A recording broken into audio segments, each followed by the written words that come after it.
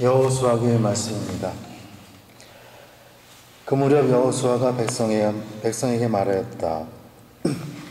이제 너희는 주님을 경외하며 그분을 온전하고 진실하게 섬겨라. 그리고 너희 조상이 강 건너편과 이집트에서 섬기던 신들을 버리고 주님을 섬겨라.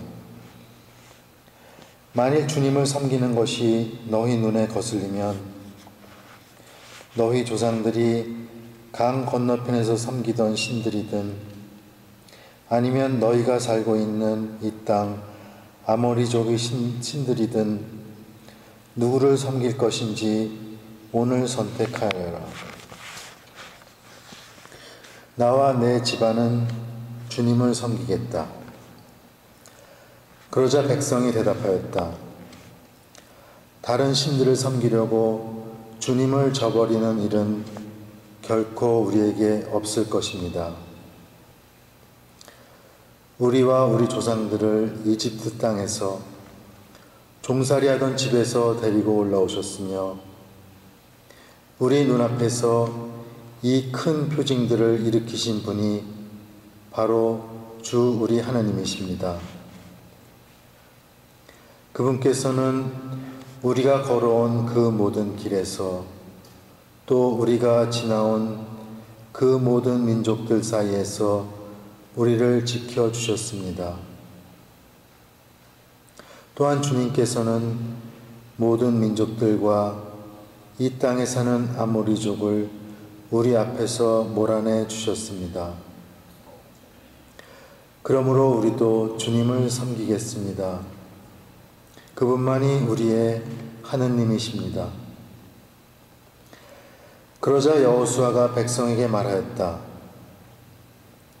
너희는 주님을 섬길 수 없을 것이다. 그분께서는 거룩하신 하나님이시며 질투하시는 하나님으로서 너희의 잘못과 죄악을 용서하지 않으신다. 너희가 주님을 저버리고 낯선 신들을 섬기면 그분께서는 너희에게 선을 베푸신 뒤에라도 돌아서서 너희에게 재앙을 내리시고 너희를 멸망시켜 버리실 것이다. 백성이 여호수아에게 말하였다. 아닙니다. 우리는 주님을 섬기겠습니다. 여호수아가 백성에게 너희가 주님을 선택하고 그분을 섬기겠다고 한 그 말에 대한 증인은 바로 너희 자신이다 하고 말하자 그들이 우리가 증인입니다 하고 대답하였다. 그러면 이제 너희 가운데 있는 낯선 신들을 치워버리고 주 이스라엘의 하나님께 마음을 기울여라 하자 백성이 여호수아에게 말하였다. 우리는 주 우리 하나님을 섬기고 그분의 말씀을 듣겠습니다. 그날 여호수아는 스켐에서 백성과 계약을 맺고 그들을 위한 규정과 법규를 세웠다. 여호수아는 이 말씀을 모두 하나님의 율법서에 기록하고 큰 돌을 가져다가 그곳 주님의 성소에 있는 향염나무 밑에 세웠다. 그리고 나서 여호수아는 온 백성에게 말하였다. 보라, 이 돌이 우리에게 증인이 될 것이다. 주님께서 우리에게 이르신 모든 말씀을 이 돌이 들었다. 그래서 이것은 너희가 너희 하나님을 부정하지 못하게 하는 증인이 될 것이다. 여호수아는 백성을 저마다 상속재산으로 받은 땅으로 돌려보냈다. 이런 일들이 있은 뒤에 주님의 종 눈의 아들 여호수아가 죽었다. 그의 나이는 110살이었다. 주님의 말씀입니다. 주님께서 여러분과 함께 마테오가 전하는 거룩한 복음입니다.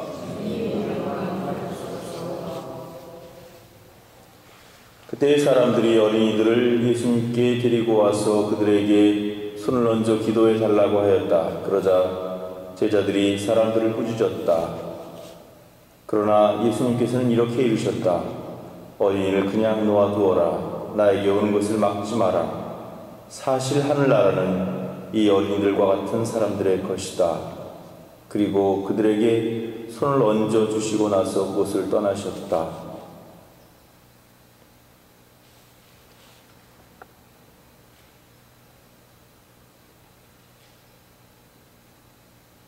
주님의 말씀입니다.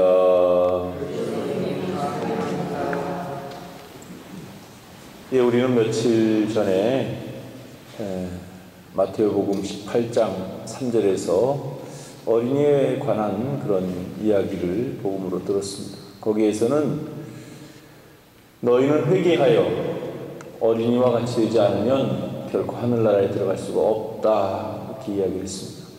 오늘 아침에도 역시 어린이에 관한 내용이 언급되고 있습니다. 그런데 오늘은 좀 그 포인트가 좀 다른데, 사실 하늘나라는 어린이와 같은 사람들의 것이다 라고 이렇게 이야기를 해주십니다. 한쪽에서는 회개하여 어린이와 같이 되라고 이야기했고, 또 오늘 복음에서는 하늘나라는 어린이와 같은 사람들의 것이다 라고 이야기했습니다. 도대체 어린이의 어떤 점에 대해서 예수님께서는 언급을 하신 것일까? 일단 우리는 어린이들을 한번 보면 됩니다. 나이가 어리면 어릴수록 더 꾸밈이 없고 해맑고 계산적이지 않고 그렇습니다. 어린이들도 다 같은 어린이는 아닌 것 같아요. 요즘 어린이들은 아주 일찍 철이 들어가지고 말하기 시작하면은 벌써 자기 주장 내세우려고 그러고 고집 세우고 또 계산적이지 않다 그랬는데 조금만 나이 들면 벌써 돈 좋은 줄 알고 그렇습니다.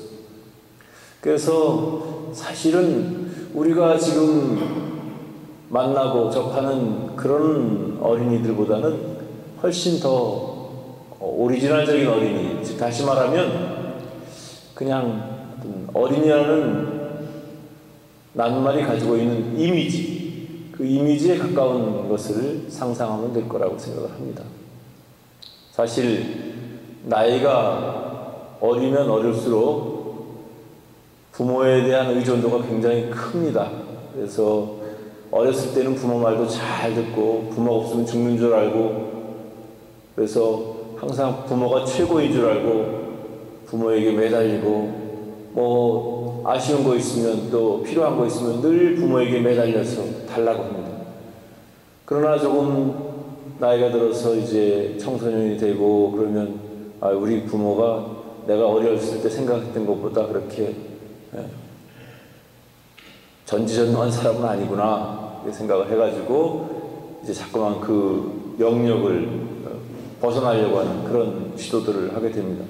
어쨌든지 중요한 것은 오늘 복음에서 말씀하신 어린이와 같은 사람들의 것이다 라고 말씀하신 그 하늘나라는 정말 순수한 사람들만이 갈 수 있는 그런 곳입니다. 물론 지금 우리는 순수하진 않지만 순수해지려고 노력을 해야 됩니다.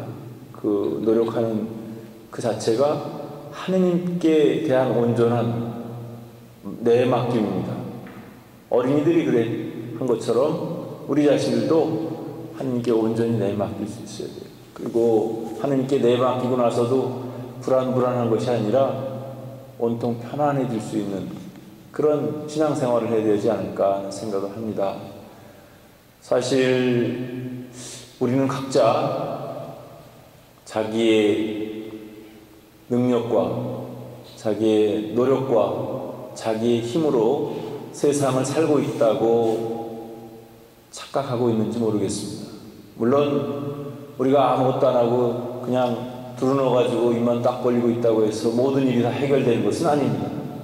하지만 결국 우리의 모든 운명은 하느님께 달려있다는 것을 우리가 잘 알아야 될 것 같습니다. 오늘 화답성에서 이야기했듯이 주님, 당신은 제 몫의 유산이시옵니다.